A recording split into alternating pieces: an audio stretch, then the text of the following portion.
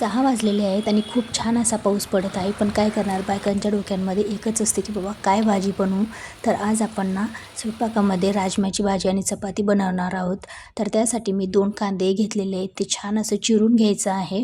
आणि आपल्याला लसूण घ्यायचा आहे, लसणाच्या पाकळ्या, 1 टोमॅटो घेतलेला आहे, कोथिंबीर थोडीशी बारीक कट करून घ्या आणि 1 अद्रकचा तुकडा घेतलेला आहे.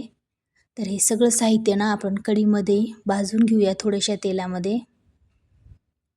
तर थोडंसं तेल टाकलेलं आहे आणि त्याच्यामध्ये हा तेजपत्ता आणि सगळं कांदा, लसूण, टोमॅटो वगैरे सगळं आपल्याला भाजून घ्यायचं आहे. माझ्याकडे ना धने पावडर संपलेली आहे, त्यामुळे मी त्यामध्ये धनेच टाकत आहे, जेणेकरून मिक्सरला ते फिरवून निघतील. थोडेसे मसाला भाजून घेऊ, मग त्यामध्ये आपण धने टाकून थोडंसं भाजून घेऊयात आणि हा सगळा मसाला एका प्लेटमध्ये आपण काढून घेऊया.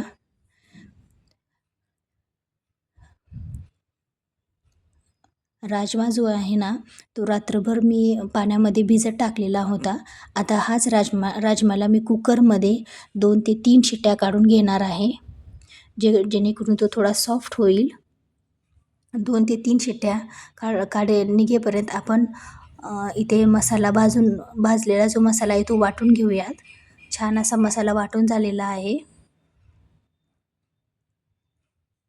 हा वाटलेला मसाला आता आपण भाजी करण्यासाठी घेऊयात.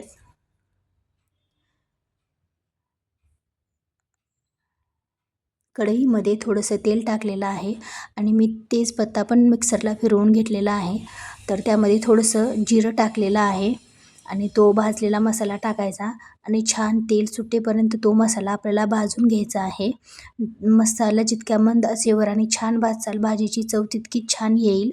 त्यामुळे तेल सुटेपर्यंत आपल्याला हा मसाला भाजायचा आहे. तर त्यामध्ये मी थोडंसं लाल तिखट टाकत आहे,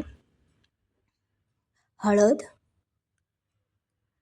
थोडासा काळा मसाला, जो माझ्या घरी काळा मसाला वाटलेला आहे तोच मी टाकलेला आहे. छान असं मिक्स करून घेऊयात आणि त्यामध्ये आपण थोडीशी कोथिंबीर टाकूयात. म्हणजे तेलामध्ये कोथिंबीर टाकले ना तर खूप छान भाजी लागते. आणि त्यामध्ये आपण जो आपण राजमा उकडलेला होता तो घेऊन त्यामध्ये छान असं मिक्स करून शिजवून घ्यायचं आहे.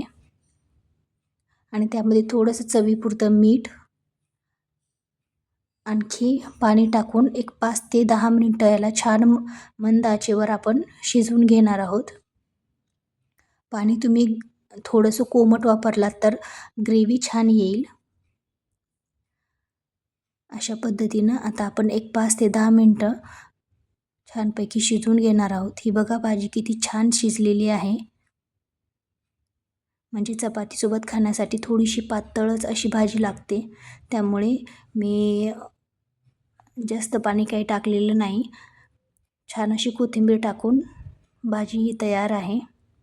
आता आपण पीठ मळून घेऊयात. पीठ ना अशा नेहमी गोल टोपल्यामध्येच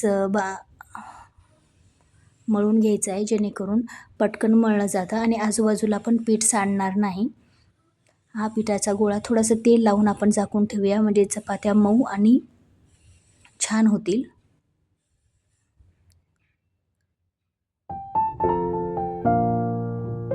अशा पद्धतीनं आपण छान सगळ्या पिठाचे गोळे करून ठेवायचेत, म्हणजे जेणेकरून आपल्या पटकन चपात्या लाटता येतील.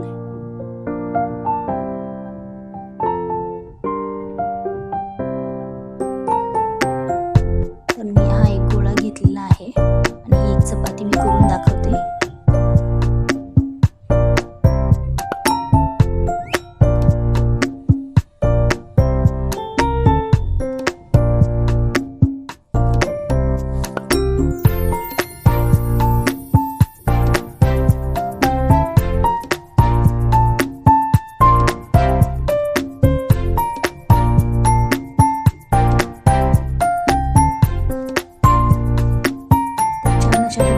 सगळ्या चपात्या करून घेऊन एका छान कॉटनच्या कपड्यामध्ये ठेवून द्यायच्या आहे, जेणेकरून चपात्या मऊ आणि छान नरम होत असतील जेवेपर्यंत.